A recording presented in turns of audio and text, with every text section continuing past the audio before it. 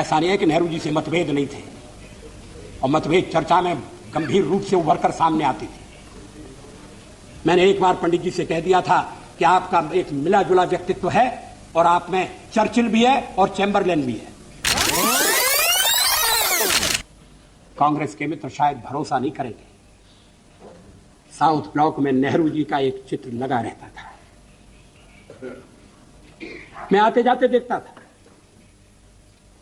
नेहरू जी के साथ सदन में नोक झोंक भी हुआ करती थी। मैं नया था, पीछे बैठता था।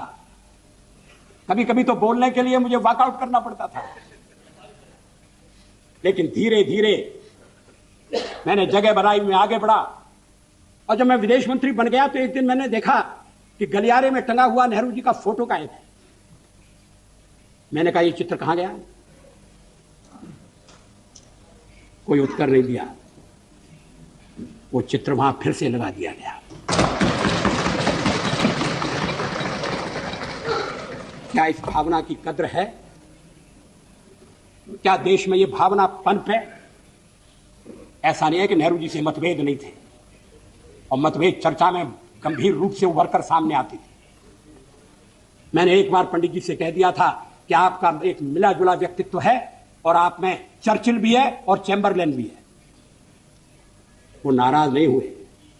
शाम को किसी बैंक्वेट में मुलाकात हो गई, और उन्होंने कहा, आज तो बड़ा जोरदार भाषण दिया है, और हंसते हुए चले गए।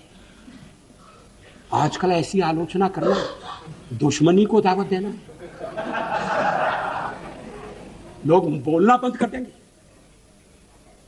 क्या एक राष्ट्र के नाते हम मिलकर काम नहीं कर सकते? क्या एक राष्ट्र के नाते हम सब आने वाले संकटों का सामना नहीं कर सकते? एक शताब्दी खत्म हो रही है, दूसरी शताब्दी दरवाजे पर खड़ी है। अगर हमें छोड़कर आप कोई नया प्रयोग करना चाहते हैं, मुझे कोई आपत्ति नहीं, लेकिन हम जो प्रयोग कर रहे हैं उस प्रयोग को आप सफल होने दें, ये मैं आपसे अनुरोध जरूर करना चाहता हूं। जब जेनेवा में मानवाधिकारों के सम्मेलन में कश्मीर के सवाल को हमारे पड़ोसी ने उठाने का फैसला किया, तो फिर उस समय के प्रधानमंत्री श्री नरसिंह राव की नजर मेरे ऊपर गई कि मैं वहां जाकर भारत का प्रतिनिधित्व करूं।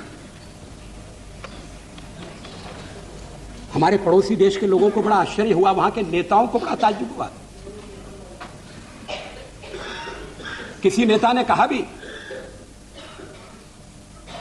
कि भारत का लोकतंत्र विचित्र लोकतंत्र है कि प्रतिपक्ष का नेता अपनी सरकार के पक्ष को रखने के लिए जेनेवा जाता है, और एक हमारा प्रतिपक्ष का नेता है जो देश के भीतर ही ऐसी कठिनाइयां पैदा करता है जिससे अंतर्राष्ट्रीय बाधाएं और उत्पन्न होती हैं। लोगों ने कहा कि नरसिंह राव जी सरल आदमी नहीं है, बड़े चतुर आदमी हैं। ये मत समझिए कि वो केवल देश की एकता का प्रदर्शन करने के लिए भेज रहे हैं।